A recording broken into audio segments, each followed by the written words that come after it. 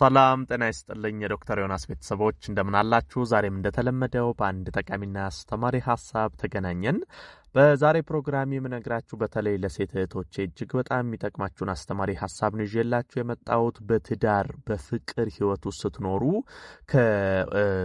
ከፍቅር አጋራችሁ ጋር በጣም ሰላማዊ ፍቅር የነገሰበት ጥሩ አስደሳች የትዳር የፍቅር ህይወት እንዲኖራችሁ ሴቶች ለባላችሁ ለትዳር ለፍቅር አጋራችሁ ማድረግ ያለባችሁን መሰረታዊ 5 ነገሮች እነግራችኋለሁ። ይሄ በነገራችን ላይ አሁን የምነግራችሁ 5 ነገሮች ወንዱ ለእናንተ ያለው ስሜት በደንብ እንዲጨምር፣ በእናንተ ላይ ያለው እምነት፣ ለእናንተ ያለው ፍቅር፣ በመሃላችሁ ያለው መከባበር፣ መዋደድ እንዲጨምር የሚያደርጉ ትስስራችሁን በከፍተኛ ሁኔታ የሚያጠናክሩ ነገሮች ናቸው። ሴቶች ይህን ነገር ተረድታችሁ ለወንዱ ብታደርጉለት በጣም ጥሩ ይሄ ከጸብ የራቀ ፍቅር የነገሰበት ግንኙነት እንዲኖራችሁ ይረዳል ማለት ነው። እስቲ እነዚህ ሴቶች ማድረግ ያለባችሁ ነገሮች ምንድናቸው እናያቸዋለን ማለት ነው። አብራችሁን ቆዩ። ለቻናሌ አዲስ ከሆናችሁ ዶክተር ዮናስ ነኝ። ይሄን ቻናል ሰብስክራይብ አድርጋችሁ ቤተሰብ ሁኑ። ሁሌም አስተማሪ ጠቃሚ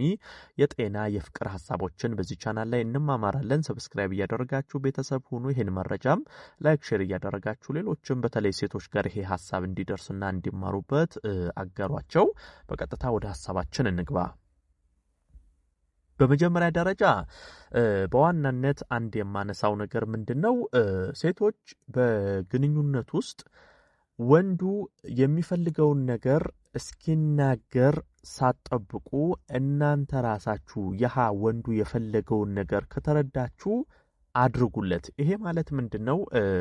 በዚህ ጉዳይ ላይ ብዙ ማያቸው ነገሮች አሉ። በተለይ አንዳንድ ሴቶች ግዴታ ወንዱ የሚፈልገውን ነገር እስኪናገር ድረስ መጠበቅ፣ እሱ ይሄንን ነገር አርጊልኝ ካላለኝ፣ እሱ የሚፈልገውን ካልተናገረ ለምን አደርጋለሁ የሚሉ ሴቶች አሉ።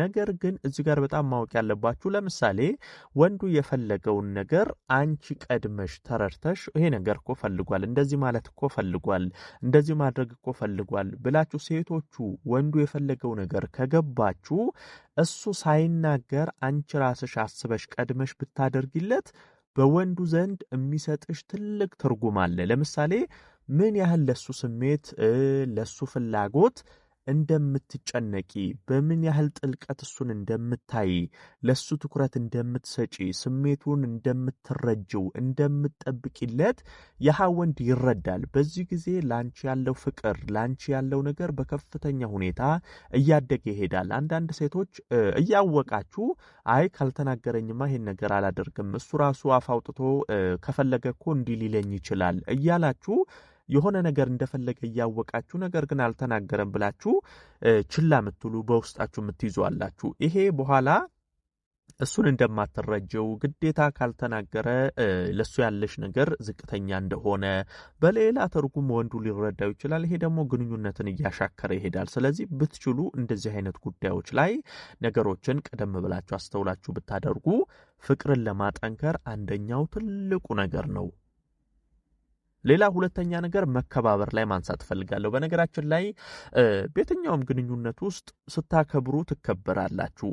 በፍቅር ግንኙነት ውስጥ በትዳር ህይወት ውስጥ ደግሞ ሴቶች በነገራችን ላይ ሴቶች እያልኩ ማውራው አሁን ከሴቶች አንጻር ብቻ ነገሮችን እየነገርኳችሁ ስለሆነ ነው። ይሄ ቪዲዮ ለሴቶች ስለሆነ ነው። ወንዶች ደግሞ ምን ማድረግ አለባቸው ደግሞ በሌላ ቪዲዮ ከወንዶች አንጻር እነግራችኋለሁ። አሁን ከሴቶች አንጻር ስለሆነ ነው እየነገርኳችሁ ያለሁት። ሴቶች የትዳር ፍቅር አጋራችሁን ስታከብሩት ትከበራላችሁ። ማክበር ምንድነው? እሱ የሚላችሁን ነገር መስማት፣ ማዳመጥ፣ የሱን ስሜት መጠበቅ፣ ይሄ ለሱ ክብር እንዳላችሁ በተለያየ መንገድ ስታሳዩት የሃም ወንድ በተቃራኒው ለናንተ ያለው ክብር እያደገ ይሄዳል።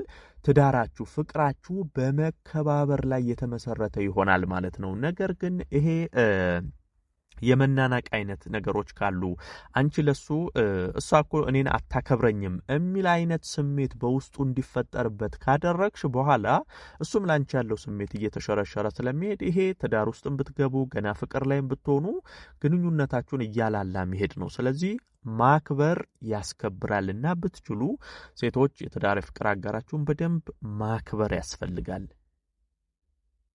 ሌላው ነገር ደግሞ ምንድነው? በየጊዜው እንደምታፈቅሪው ንገሪው። በነገራችን ላይ ፍቅር በቃልም በተግባርም የሚገለጥ ነገር ነው። አንዳንድ ጊዜ አንዳንድ ሰዎች አላችሁ በቃ ፍቅርን በተግባር ለማሳየት የምትሞክሩና ቃል የማትጠቀሙ።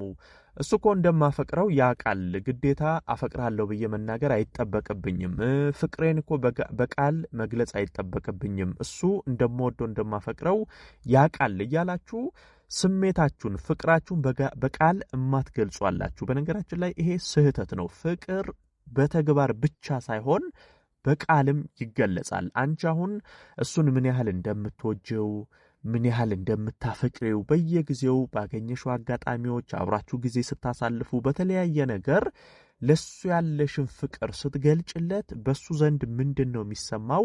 ባንቺ ላይ ያለው እምነት እንዲያድግ ያደርጋል። ቅናት እንዲቀንስ ያደርጋል። በነገራችን ላይ ፍቅርሽን እየገለጽሽ ስትሄጂ እሱ ባንቺ ላይ ያለው ጥርጣሬ፣ ቅናት እንዲህ አይነት ነገሮች እየቀነሱ ይሄዳል። ወንዱ እንዲረጋጋ ያደርገዋል ማለት ነው። ባንቺ ላይ እየተማመነ ይሄዳል። አይ እሷማ እኮ ታፈቅረኛለች፣ እሷማ ሌላ አታይብኝም፣ ወደ ሌላ አትሄድብኝም። ይሄ ቅናቱ ይቀንስና ሙሉ ለሙሉ አንቺን ወደ ማመን ይሄዳል። ግዴታ ተግባሩ ብቻ ሳይሆን በቃልም ፍቅርን መግለጽ ያስፈልጋል። ስለዚህ ፍቅራችሁን ብትገልጹ መልካም ነው። ሌላው ድጋፍ ማድረግ ነው። በነገራችን ላይ ወንድ ልጅ ረዳት አጋዥ ይፈልጋል። አሁን ምንድነው ከስኬታማ ወንድ ጀርባ ጠንካራ ሴት አለች ይባላል አይደል? ይሄ ማለት ምንድነው? ወንዱን ሴቶች መደገፍ ማገዝ አለባቸው። ይሄ ማገዝ ምንድነው? ለምሳሌ ከስራ ጉዳዮች ጋር በተገናኘ ሐሳብ መስጠት ሊሆን ይችላል። ለሱ ድጋፍ በቻልሽው አቅም የሆነ ጭንቀት ውስጥ ሲገባ ያን ያስጨነቀውን ነገር ለመፍታት መሞከር፣ ስሜቱን ለመረዳት መሞከር። ምን ላግዝህ? ስራ ላይ ምን ገጠመክ? እኔ ምረዳ ነገር አለ ወይ? ይሄን ነገር እኮ እንደዚህ ብታደርገው እያላችሁ ይሄ ህይወቱ ላይ ስራው ላይ ነገሮቹ ላይ እገዛ ማድረግ። ይሄ ችግሮችን ሸክሞችን ብቻውን እንዲሸከም ማድረግ ሳይሆን በተቻለ አቅም ያሃን ወንድ ለማገዝ መሞከር፣ ለሱ ድጋፍ ማድረግ፣ ከጎኑ እንዳለሽለት አጋዥ እንዳለው ረዳት እንዳለው እንዲሰማው ያደርጋል። የብቸኝነት ስሜት እንዳይሰማው ያደርጋል። ይሄ ደግሞ ግንኙነትን ፍቅርን ለማጠንከር በጣም ይረዳችኋል። ሌላው ማንሳት የምፈልገው ሴቶች ራሳችሁን ጠብቁ። በነገራችን ላይ ይሄ በተለይ ትዳር ውስጥ ያሉ ሴቶች ላይ ብዙ ጊዜ የሚስተዋል ችግር ነው። ገና በፍቅር ግንኙነት ጊዜ በጣም ራሳችሁን የምትጠብቁ የነበራችሁ ሴቶች በኋላ ወይ ትዳሩ ስትገቡ ወይ ልጆች ሲመጡ ቀስ እያላችሁ ራሳችሁን መጣል፣ ትኩረታችሁ በቃ ቤታችሁ ላይ መሆን፣ ልጆቻችሁ ላይ ባላችሁ ላይ ሊሆን ይችላል፣ ቤታችሁ ላይ ትኩረት ታደርጉና በኋላ ሰውነታችሁ ቅርጻችሁን እየተበላሸ መሄድ፣ በአጠቃላይ በቃ ራሳችሁን እየጣላችሁ ትሄዳላችሁ። ይሄ ተገቢ አይደለም። በተቻለ አቅም ብታገቡም ብትወልዱም ገና በፍቅር ግንኙነትም ብትሆኑ በየትኛውም ነገር ውስጥ ብትሆኑ በተቻለ አቅም ሰዓታችሁን እያስተካከላችሁ ራሳችሁን ለመጠበቅ መሞከር፣ የአካል ብቃት እንቅስቃሴዎችን በማድረግ አመጋገብን በማስተካከል ንጽህናዎችን በመጠበቅ በተለያየ መንገድ መጀመሪያ ወንዱ እንዳገኘሽ ይሄ በየጊዜው ሂደቱ እየተቀየረ መሄድበት እድል ቢኖርም ነገር ግን በተቻለ አቅም ወንዱ መጀመሪያ በሚያውቃችሁ መንገድ ራሳችሁን እየጠበቃችሁ ለመሄድ መሞከር ያስፈልጋል። ይሄ በጣም ራስን መጠበቅ ሌላኛው መሰረታዊ ነገር ነው።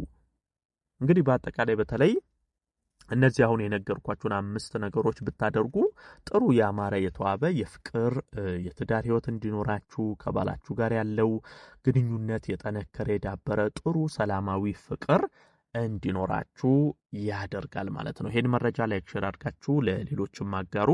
ለቤት አዲስ ሆናችሁም ቻናሌን ሰብስክራይብ አድርጋችሁ ቤተሰብ ሁኑ። የዛሬን በዚሁ አበቃው።